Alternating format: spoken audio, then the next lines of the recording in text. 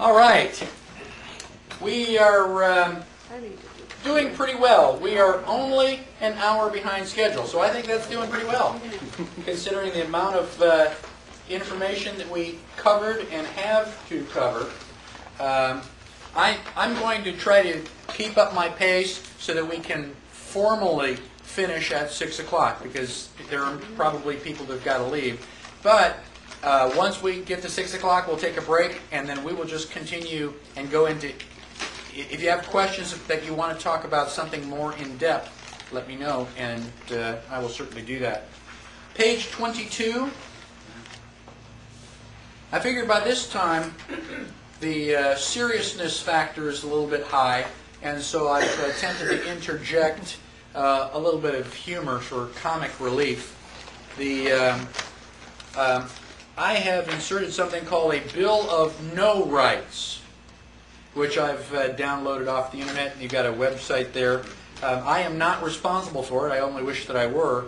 But the preamble to this Bill of No Rights says, "We, the sensible of the United States, in an attempt to help everyone get along, restore some semblance of justice, avoid any more riots, keep our nation safe, promote positive behavior, and secure the blessings of debt-free liberty to ourselves and our great-great-great-great-grandchildren, hereby try one more time to ordain and establish some common-sense guidelines for the terminally whiny, guilt-ridden, delusional, and other liberal, commie, pinko bedwetters."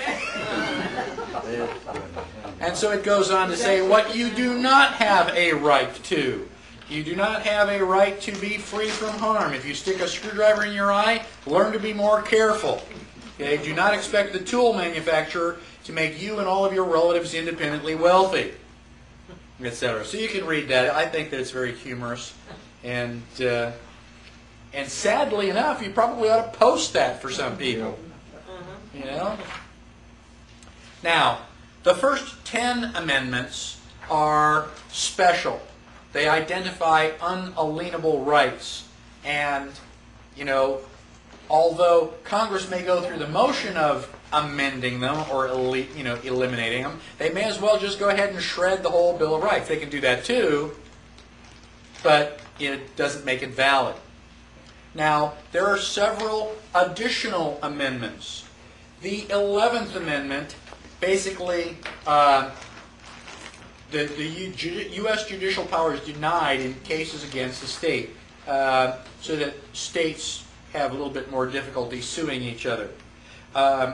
We looked at Article 2 that said the vice president is the guy with the second number of votes, second greatest number of votes. That was changed in 1804 by the 12th Amendment. Now, if you want to find out more about the Electoral College, go to the 12th Amendment. It's a relatively long one. It has a lot of details about who can vote for what and all that other stuff. So that is the process being used today. Now, the 13th Amendment is a little bit more confusing. Depends on which 13th Amendment we are talking about. Now, you and I know about the 13th Amendment that says no slavery. Okay? That was established right after the war between the states. Now, it turns out that there was another 13th Amendment. Now, after George Washington was president, John Adams became president. While John Adams was president, the U.S. Congress secretly voted to give England about 60 or 600,000 pounds of gold. Now, I don't know if that was physical pounds or British sterling pounds, but it was a lot of gold. I thought, we won the Revolutionary War. Why are we paying England all this gold? Why are Congress giving all this money in secret? Well, Benjamin Franklin's grandson happened to be a reporter. He found out about it, and he printed the story. What do you think the people at large thought about that? Were they happy?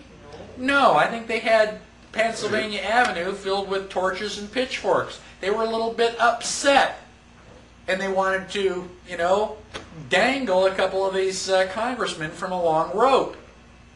Well, John Adams said, well, we can't have that, and John Adams helped to pass the Alien and Sedition Act. Anybody ever heard of the Alien and Sedition Act? The Alien and Sedition Act made it illegal to print nasty stuff about Congress, even if it's true. Don't you know? This is the second president of the United States. We haven't even gotten started yet, and they're already putting up the Alien and Sedition Act.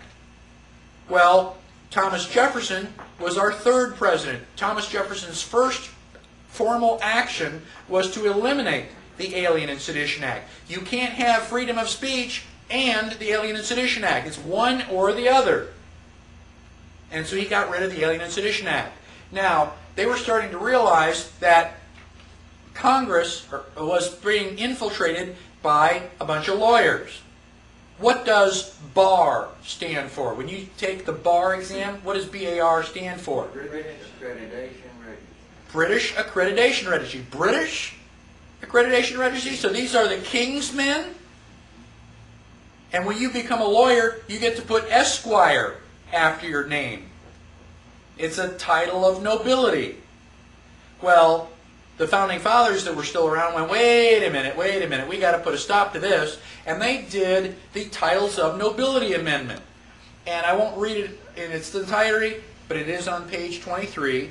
And it basically says that anybody who has a title of nobility is not a citizen of the United States, which is basically state citizen, and that means that you can't be in Congress, because that's a mere prerequisite. So the title of nobility amendment would basically make it illegal for lawyers to be in Congress. Think about it. How many of our congressmen are lawyers? How many are not? Almost, yeah, how many are not? We can count those on one or two hands. So, the title of nobility amendment was being ratified. And at the time, they would need 13 states to ratify it. 10 of the states ratified. They wrote in and said, yes, we vote for that. Then the War of 1812 broke out. Who were we fighting in the War of 1812? England. England. You know, the Revolutionary War wasn't good enough. They got to come back.